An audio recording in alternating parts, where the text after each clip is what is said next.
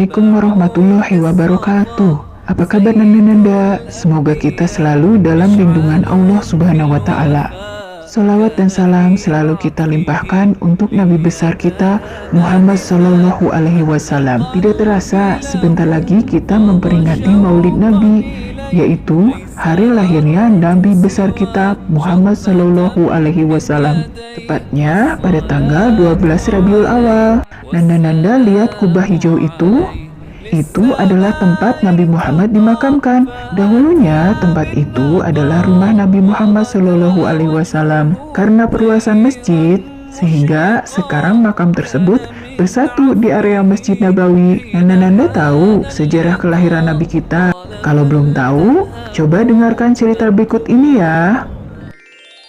Kisah Nabi Muhammad Sallallahu Alaihi Wasallam, lahirnya Nabi terakhir.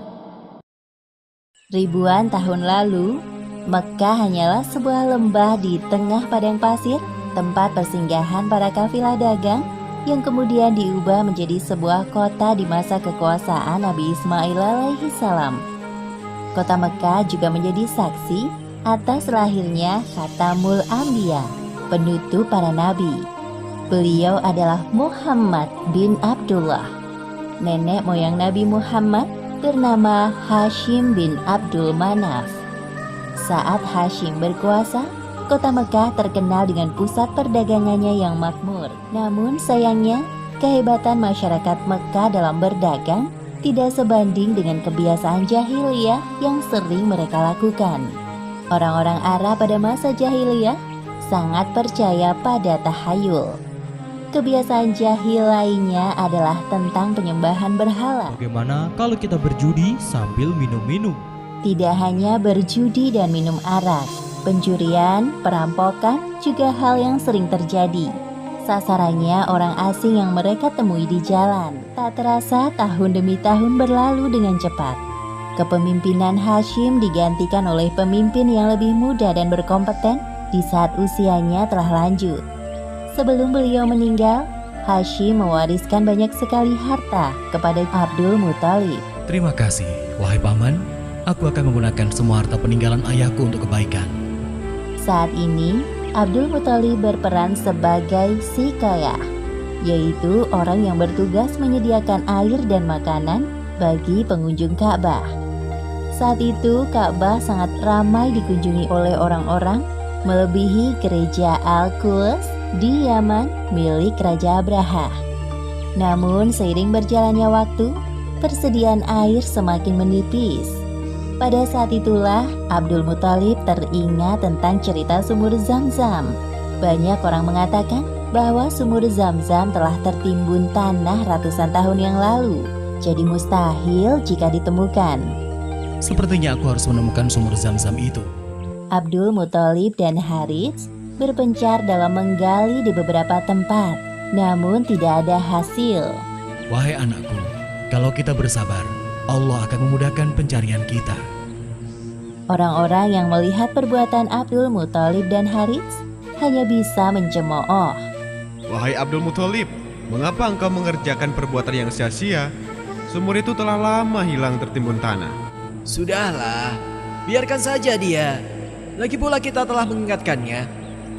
Abdul Muthalib terbangun dari tidurnya karena mendengar suara. Ia seperti mendapatkan petunjuk tentang keberadaan sumur Zam-Zam dalam tidurnya. Keesokan harinya, dengan penuh semangat, Abdul Muthalib dan Harits kembali menggali di antara berhala Isaf dan Naila. Tiba-tiba air memancar. Ayah, lihat, ada air. Alhamdulillah. Ayo Harits, gali terus. Sekarang, dengan diketemukannya sumur Zam-Zam, Abdul Muthalib tidak khawatir lagi untuk memenuhi persediaan air dan keperluan bagi pengunjung Ka'bah.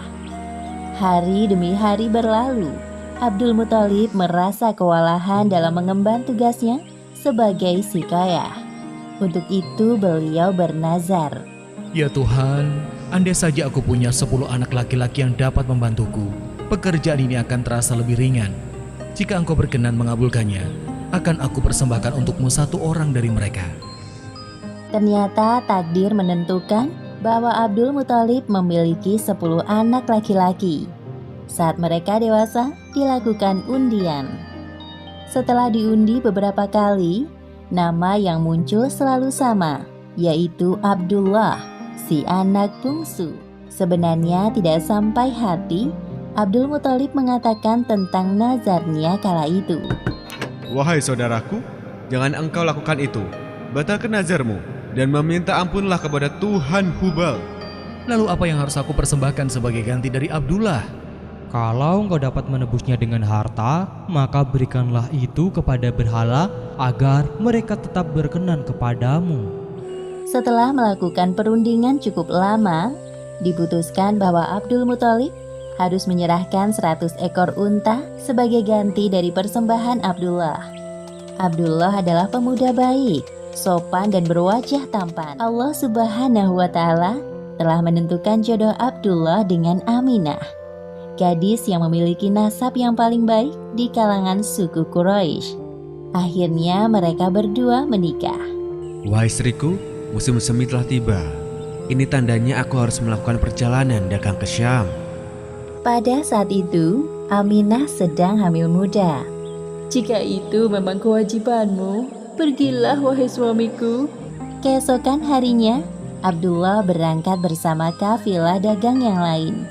Aminah melepas kepergian suaminya dengan doa. Perjalanan dagang Abdullah berjalan lancar. Dalam perjalanan pulang, Abdullah singgah di Madinah untuk menemui sanak saudara dari ibunya. Ketika beristirahat, tiba-tiba Abdullah merasakan kesakitan dan merasa tidak sanggup melanjutkan perjalanan.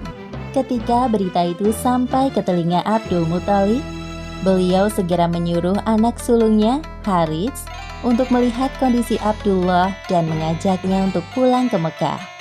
Namun setibanya Harits di Madinah, Abdullah telah meninggal beberapa saat sebelum kau datang, wahai Harits. Inna lillahi wa inna ilaihi raji'un. semua anggota keluarga Abdul Muthalib berduka mendengar kematian Abdullah. Tentu saja Aminah lebih berduka karena kehilangan suami yang sangat dicintainya.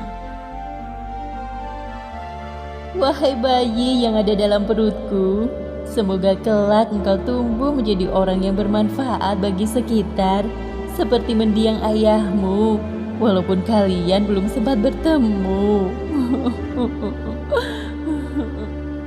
Abdullah meninggalkan warisan berupa beberapa hewan ternak dan seorang budak perempuan bernama Ummu Aiman. Pada tahun kelahiran bayi Muhammad, terjadi peristiwa penyerangan yang dahsyat oleh Raja Abrahah dari Yaman. Saat itu Mekah dipimpin oleh Abdul Muthalib.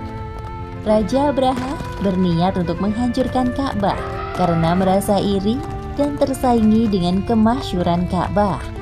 Namun Allah Subhanahu wa Ta'ala menggagalkan penyerangan Abrahah beserta pasukan gajahnya. Tepatnya pada hari Senin, tanggal 12 Rabiul Awal tahun 571 Masehi, Aminah melahirkan bayinya. Seorang bayi laki-laki tampan dan bersinar terang. Semua keluarga besar bersuka cita dengan kelahiran Muhammad, seolah-olah Abdullah hadir kembali di tengah-tengah mereka. Dengan penuh sukacita, Abdul Muthalib menggendong cucunya untuk bertawaf di Ka'bah. Ya Allah, terima kasih atas hadiah terindah ini. Aku sangat bersyukur atas kelahiran bayi ini. Akan kuberi nama dia Muhammad. Setelah lewat 7 hari, Abdul Muthalib menyembelih unta sebagai ungkapan rasa syukur atas kelahiran bayi Muhammad. Wahai Abdul Muthalib, siapakah nama bayi ini? Aku memberinya nama Muhammad. Semoga kelak bayi ini menjadi orang yang terpuji dimanapun ia berada. Aminah memandang bayinya dengan perasaan bahagia, seperti doa yang selalu ia panjatkan. Allah Subhanahu wa Ta'ala telah menakdirkan Muhammad menjadi orang yang berpengaruh dalam mengubah sejarah dunia. Seperti yang disebutkan dalam Al-Quran, Surat Al-Anbiya ayat 107. Dan tiadalah kami mengutus kamu, Muhammad, melainkan untuk menjadi rahmat bagi semesta alam. Demikianlah akhir kisah lahirnya Nabi terakhir, Muhammad Sallallahu Alaihi Wasallam. Semoga kita semua bisa mengambil hikmah dari cerita tersebut. Wallahu a'lam bishawab. Wassalamualaikum warahmatullahi wabarakatuh.